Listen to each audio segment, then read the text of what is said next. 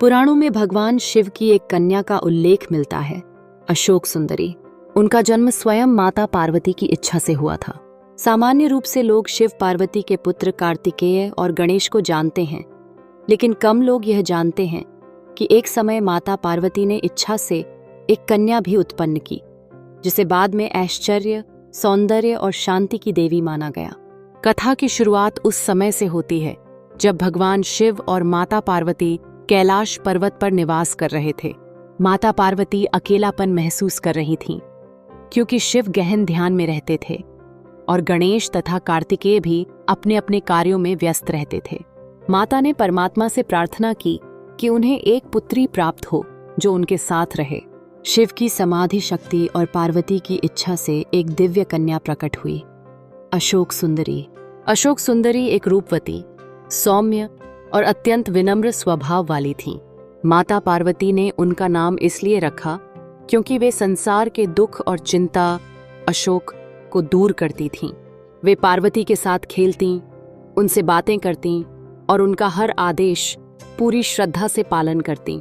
समय बीतने पर पार्वती ने यह अनुभव किया कि एक दिन उनकी पुत्री को भी अपना जीवन साथी चाहिए होगा।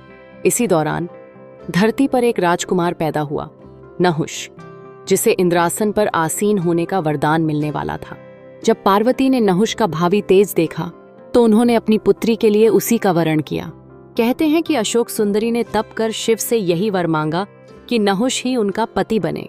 शिव ने आशीर्वाद तो दिया, पर धीरे धीरे उनके मन में एक चिंता घर करती गई। भगवान शिव सर्वज्ञ हैं, वे भविष्य, वर्तमान और अतीत सब एक साथ देखते हैं।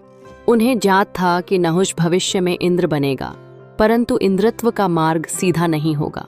अहंकार, शक्ति और देवत्व के बीच संघर्ष आएगा।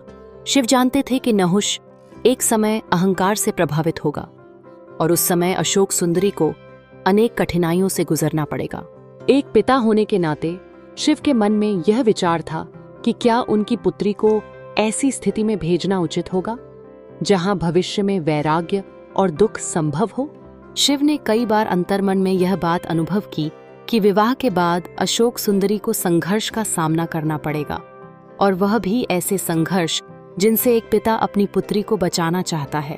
फिर भी नियति का नियम था, हर आत्मा अपनी कर्म यात्रा में आगे बढ़ती है।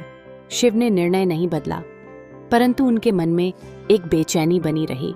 इधर अशोक सुंदरी को अपने वर नहुष पर पूरा विश्वास था। उन्होंने तपस्या और ध्यान द्वारा अपने जीवन साथी की प्राप्ति की साधना को और दृढ़ किया। माता पार्वती उन्हें समझाती रहीं कि जीवन में सुख दुख दोनों आते हैं, परंतु एक देवी को अपने कर्तव्य से विचलित नहीं होना चाहिए। कथा में एक और पात्र आता है, हुंदा नामक दैत्य। वह अशोक सुंदरी का विवाह स्वयं करना चाहता था। उसने कई छल किए और एक बार तो उसने नहुष को भी बंदी बना लिया। यही वह समय था जब भगवान शिव की चिंता सच होने लगी। लेकिन अशोक सुंदरी ने धैर्य, तप और भक्ति से अपने पति को दैत्य के बंधन से मुक्त कराया। कहते हैं कि वही क्षण था जब शिव को समझ आया कि उनका डर सही होते हुए भी व्यर्थ था। पुत्री जब देवी बनकर खड़ी होती है तो वह किसी भी संकट का सामना कर सकती है। कहानी का सबसे सुंदर संदेश यही है कि शिव की चिंता पिता के रूप में स्वाभाविक थी, लेकिन नियति ने दिखाया कि एक स्त्री, चाहे देवी हो या मानव, अपने साहस और सत्य के बल पर कठिन परिस्थितियों को बदल सकती है।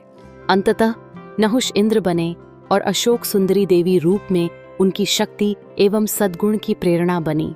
इस कथा का सार यही है, परमात्मा भी जब पिता बनते हैं तो भावनाएं मानव जैसी ही होती हैं, और पुत्री को सुरक्षित देखने की इच्छा शिव जैसे महायोगी के मन को भी छू सकती है।